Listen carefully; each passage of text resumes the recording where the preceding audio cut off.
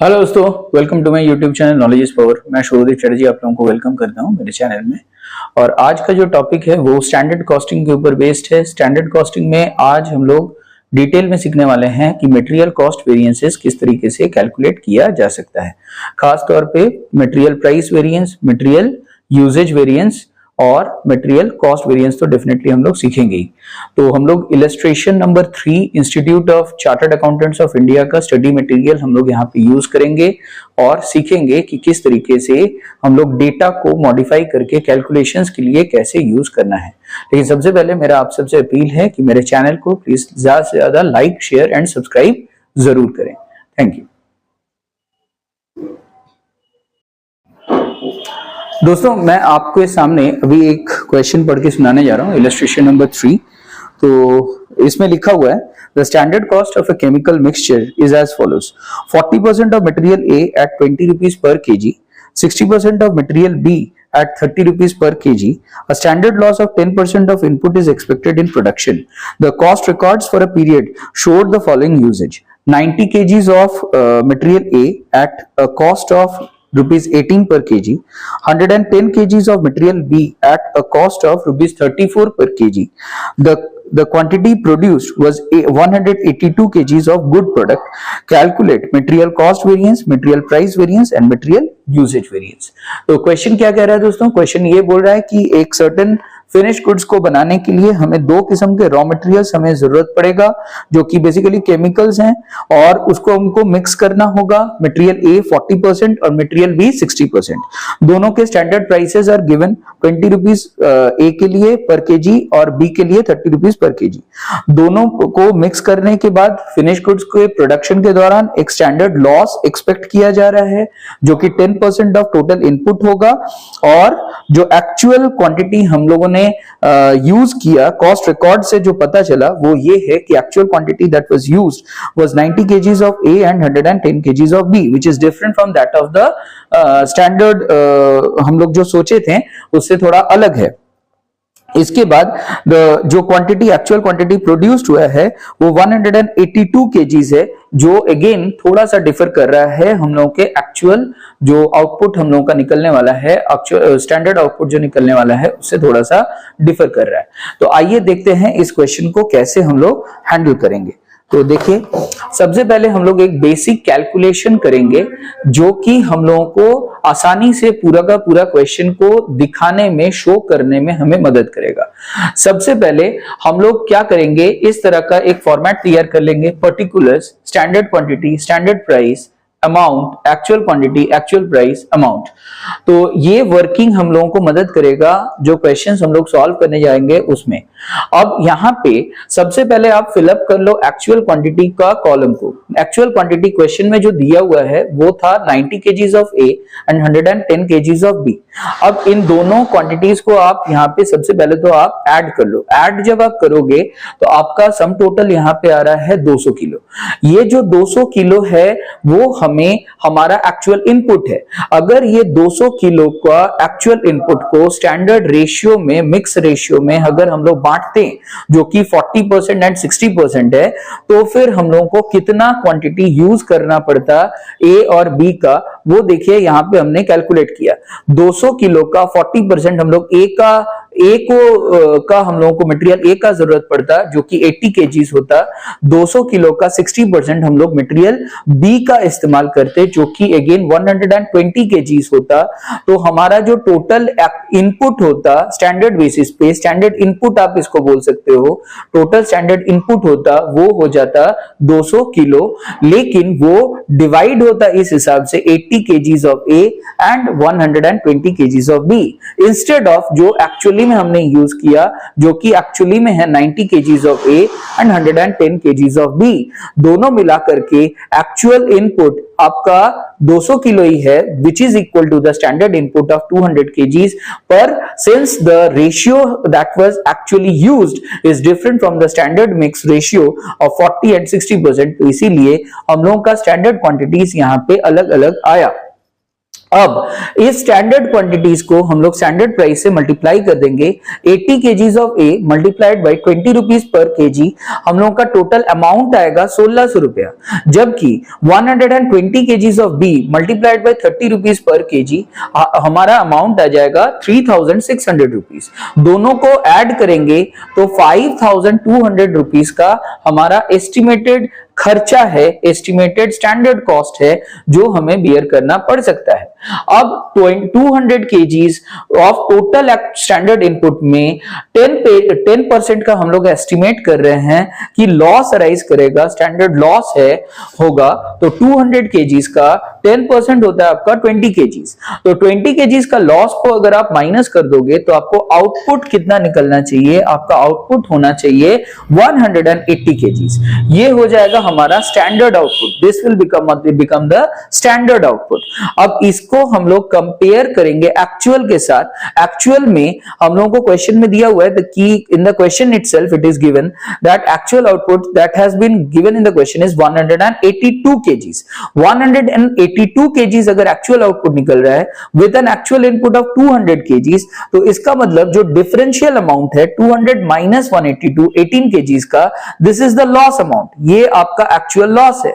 This 18 kgs is the actual loss. कैसे मैंने calculate किया एक्चुअल लॉस को? by deducting the actual output from the actual input. Actual output और actual input का जो difference है 200 माइनस 182 का जो डिफरेंस है वो हो जा रहा है हम लोगों का एक्चुअल लॉस 18 केजीज का।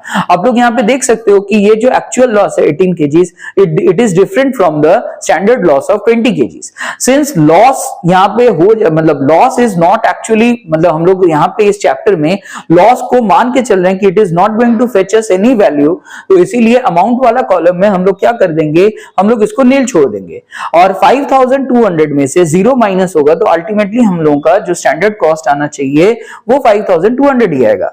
और इधर आप लोग चेक करके देखो, जो क्वेश्चन में एक्चुअल इंफॉर्मेशन दिया हुआ है वो था actual quantity of material A is 90 KGs at the rate of 18 rupees हम लोग उसको परचेज किए हैं।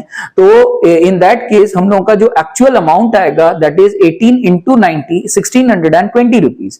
और मटेरियल बी के केस में 34 रुपीज के बेसिस पे पर केजी के बेसिस पे हम लोग मटेरियल बी को खरीदे हैं और 110 केजीज हम लोगों ने परचेज किया, तो मल्टीप्लाई करेंगे तो आएगा 3740 रुपीज। अब इन दोनों को प्लस करने से हमारा जो टोटल आ रहा है वो हम लोगों ने खर्चा किया है 5360 रुपया। लॉस का कोई वैल्यू नहीं होता है तो उसको 0 माइनस करिएगा तो आपका एक्चुअल जो कॉस्ट आएगा ये आपका एक्चुअल कॉस्ट है 5360 रुपीज का। अब हम लोगों को क्वेश्चन में इस बेसिक कैलकुलेशन को करने के बाद क्वेश्चन क्या पूछ रहा है उस पर ध्यान देना है। तो क्वेश्चन पूछ रहा है मटेरियल कॉस्ट वेरिएंस निकालो। पहले हम लोग अच्छे से उसका फॉर्मूला लिखेंगे, फिर हम लोग क्वेश्चन को सॉल्व करेंगे। मटेरियल कॉस्ट वेरिएंस का फॉर्मूला होता है standard cost for actual output minus actual cost. मतलब standard cost for actual output का मतलब होता है दोस्तों, स्टैंडर्ड कॉस्ट को आपको स्टैंडर्ड आउटपुट से डिवाइड करना है और एक्चुअल आउटपुट से इंटू करना है। समझाते हैं इस पूरे बात को। अब मटेरियल ए के केस में ही आप लोग देख लीजिए। मटेरियल ए के केस में आपका स्टैंडर्ड कॉस्ट था 1600 रुपया का। ये 1600 रुपया का खर्चा आपका जो एस्टिमेटेड एक्सपेंडिचर है on the basis of 180 KGs of output. मतलब आप ये यहां पे ये एस्टिमेट कर रहे थे कि 180 किलो का आउटपुट को जनरेट करने के लिए हमें कितना पैसा खर्च करना पड़ेगा? 1600 रुपया खर्च करना पड़ेगा। तो अगर आप ये सोच रहे थे तो 182 केजीज अगर आपको जनरेट करना पड़ता एज द स्टैंडर्ड आउटपुट तो आपका कितना खर्चा होता?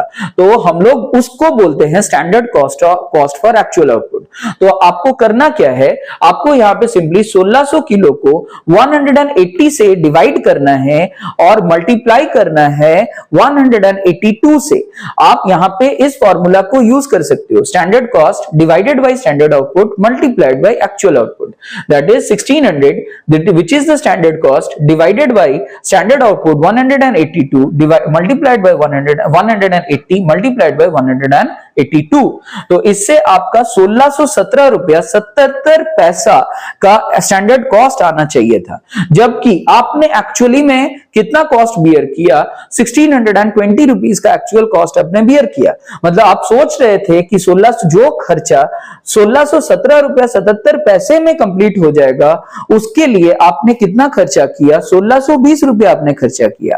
तो आपका खर्चा यहां पे आपने जितना एस्टिमेटेड एक्सपेंडिचर था उससे ज्यादा आपने किया, तो it is an adverse variance. तो एडवर्स वेरिएंस हो गया 1678 कर देते हैं इसको, 1617.78 minus 1620 is equal to 2 rupees 22 paisa adverse variance आ रहा है। अगर कोई भी वेरिएंस नेगेटिव में आ रहा है तो वो एक्चुअली में एक एडवर्स वेरिएंस कहलाएगा। अब यहां पे हम लोग क्या करेंगे, सेम लॉजिक मटेरियल बी के लिए यूज करेंगे। मटेरियल बी के केस में आप देखो स्टैंडर्ड कॉस्ट वाज 3600, डिवाइड करो 180 केजी से, मल्टीप्लाई करो 182 केजी से, तो 3600 डिवाइडेड बाय 180 इंटू 182 जो वैल्यू आएगा उसमें से 3740 रुपीज जो कि एक्चुअल कॉस्ट है उसको माइनस कर दो, तो आपका 100 एडवर्स आ जाएगा। दोनों एडवर्स यहां पे है, तो एडवर्स वेरिएंसेस आपस में ऐड होते हैं, तो 2.22 plus 100 is equal to total material cost variance will be 102 rupees 22 पैसा। ये हो जाएगा total adverse material cost variance. अब यहां पे आप अगर स्टडी मटेरियल का सॉल्यूशन देखोगे तो उन्होंने क्या किया है, एक बार में पूरा चीज को सॉल्व किया है। तो उन्होंने क्या किया है, 5200 को वो डिवाइड कर रहे हैं 180 से, मल्टीप्लाई कर रहे हैं 182 से, और उसके बाद एक्चुअल कॉस्ट 5360 से वो लोग कंपेयर कर रहे हैं, मतलब उसको माइनस करके वो लोग एक बार में ए और बी का मिक्स करके एक बार में मटेरियल कॉस्ट वेरिएंस निकाला है। मेरे ओपिनियन में ये सही है, लेकिन आपको बाइफरकेशन एज अ स्टूडेंट देना और ज्यादा आपका आंसर को मजबूत बनाता है। तो इसीलिए आपको इंडिविजुअल बेसिस पे जितने आपके पास रॉ मटेरियल्स रहेंगे हर एक के लिए आपको क्या करना चाहिए, मटेरियल कॉस्ट वेरिएंस का वैल्यूज को सॉल्व करना चाहिए, ना तो कि ओवरऑल सॉल्व करना चाहिए। ठीक है, अच्छा अब ये जो हम लोग प्रोसीजर अपना रहे हैं मैथमेटिकली, इसको हम लोग यूनिटरी मेथड बोलते हैं। तो यूनिटरी मेथड के हिसाब से हम लोग standard cost for actual output को हम लोग यहां पे सॉल्व कर रहे हैं। अच्छा, इसके बाद अब हम लोग मटेरियल प्राइस वेरिएंस को देखेंगे। सबसे पहले उसका फॉर्मूला लिखेंगे, material price variance is equal to standard price minus actual price multiplied by actual quantity. जैसे कि आप मटेरियल ए के केस में देख सकते हैं, standard price 20 rupees per KG था, जबकि actual price 18 rupees per KG actually में लगा। तो हमने पैसे का बचत किया, पर किलो 2 रुपया का बचत किया। हम लोग सोचे थे कि 20 रुपया किलो के हिसाब से खर्चा होगा, लेकिन एक्चुअली में हम लोग को बाजार में वही सामान मटेरियल ए हम लोगों को 18 रुपया किलो के हिसाब से मिल गया। तो 2 रुपया पर केजी का यहाँ पे बचत हुआ। टोटल कितना किलो के ऊपर, 90 केजीज हम लोगों ने एक्चुअली में बाई किया। तो हमारा टोटल जो बचत हो गया 90 केजीज मल्टीप्लाइड बाई पर केजी 2 रुपीज करके अपने को बचत हो रहा है।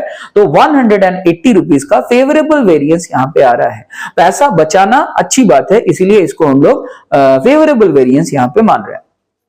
इसके बाद मटेरियल बी के केस में उल्टा हुआ है। अब देखो, स्टैंडर्ड आपने सोचा था 30 रुपीज किलो, जबकि एक्चुअली में खर्चा हुआ 34 रुपीज केजी। तो डिफरेंस आपको 4 रुपया एक्स्ट्रा देना पड़ा है, चुकाना पड़ा है। ये जो 4 रुपया एक्स्ट्रा वेरिएंस आप चुका रहे हो, एक्स्ट्रा पैसा आप चुका रहे हो, इसके वजह से आपको एडवर्स वेरिएंस फेस करना पड़ेगा। तो 4 रुपीज एडवर्स वेरिएंस पर केजी मल्टीप्लाइड बाय आप मटेरियल बी का 110 केजीज को आप खरीद रहे हो, तो 110 से मल्टीप्लाई करेंगे तो 440 रुपीज का एडवर्स वेरिएंस यहां पे निकल करके आएगा। प्लस माइनस जिस तरीके से माइनस होता है, ठीक उसी तरीके से फेवरेबल वेरिएंस और एडवर्स वेरिएंस को भी हम लोग सब्ट्रैक्ट करते हैं। तो एडवर्स वेरिएंस में से मैंने फेवरेबल वेरिएंस को सब्ट्रैक्ट किया, तो 260 रुपीज का एडवर्स वेरिएंस यहां पे निकल करके आया, which is the total material price variance. अब हम लोग मटेरियल यूजेज वेरिएंस की तरफ जाएंगे। मटेरियल यूजेज वेरिएंस का फॉर्मूला होता है standard quantity for actual output minus actual quantity multiplied by standard price. तो स्टैंडर्ड क्वांटिटी हम लोगों ने सोचा था 80 केजीज यूज होगा, जो कि बेस्ड अपॉन था 180 केजीज ऑफ स्टैंडर्ड आउटपुट के ऊपर, जबकि हमें एक्चुअली में हमारा आउटपुट निकला 182 केजीज। तो अगर हम लोग, आप लोग खुद ही सोच के देखिए कि अगर हम लोग 180 केजीज के ऊपर एस्टिमेट कर रहे थे कि 80 केजीज का कंजम्पशन होगा, तो 182 केजीज के ऊपर तो जाहिर सी बात है थोड़ा सा ज्यादा होना चाहिए। तो इसीलिए हम लोग अगेन यूनिटरी मेथड यूज किए, 80 KGs divided by 180 KGs multiplied by 182 KGs. तो जो वैल्यू आया वो हो जाएगा standard quantity for actual output. उसमें से स्टैंडर्ड एक्चुअल आउटपुट 90 केजीज को आप माइनस, एक्चुअल जो आपका क्वांटिटी है दैट इज 90 केजीज, उसको आप माइनस कर दो, जो डिफरेंस आएगा उसको आप स्टैंडर्ड प्राइस से मल्टीप्लाई कर दो, जो कि 20 रुपीज पर केजी है। तो आपको एडवर्स वेरिएंस 182.22 रुपीज का एडवर्स वेरिएंस आएगा। सेम लॉजिक हम लोग मटेरियल बी के केस में यूज करेंगे। तो मटेरियल बी के केस में 120 केजीज को अगेन डिवाइड करेंगे 182 केजीज ऑफ स्टैंडर्ड आउटपुट से, मल्टीप्लाई करेंगे 180 केजीज ऑफ स्टैंडर्ड आउटपुट से डिवाइड करेंगे, और मल्टीप्लाई करेंगे 182 केजीज ऑफ एक्चुअल आउटपुट के साथ। तो जो वैल्यू आएगा वो हो जाएगा हमारा standard quantity for actual output. उसमें से 110 केजीज हमारा जो एक्चुअल क्वांटिटी है उसको माइनस करेंगे, जो डिफरेंस आएगा उसको 30 रुपीज जो हमारा स्टैंडर्ड प्राइस है उससे मल्टीप्लाई करेंगे, तो हमारा फेवरेबल वेरिएंस आएगा 340 रुपीज। अब इस 340 रुपीज फेवरेबल वेरिएंस से 182.22 रुपीज का एडवर्स वेरिएंस को माइनस करेंगे, तो नेट हमारा डिफरेंस आ जाएगा 157 रुपीज 78 पैसा, जो कि एक फेवरेबल वेरिएंस है। अब फाइनली हम लोगों को तीनों चीज सॉल्व कर लेने के बाद एक चेक करना पड़ता है कि मटेरियल यूजेज वेरिएंस और मटेरियल प्राइस वेरिएंस दोनों का sum total material cost variance जो हम लोग कैलकुलेट किए हैं उसके बराबर हो रहा है कि नहीं। तो हम लोग क्या किए, मटेरियल प्राइस वेरिएंस हम लोगों का 260 रुपीज फेवरेबल एडवर्स था, उसके साथ हमने प्लस किया 157.78 रुपीज का फेवरेबल वेरिएंस को। तो हमारा नेट डिफरेंस आया 102 रुपीज 22 पैसा एडवर्स वेरिएंस, जो कि अगेन इक्वल है किसके साथ, मटेरियल कॉस्ट वेरिएंस के साथ।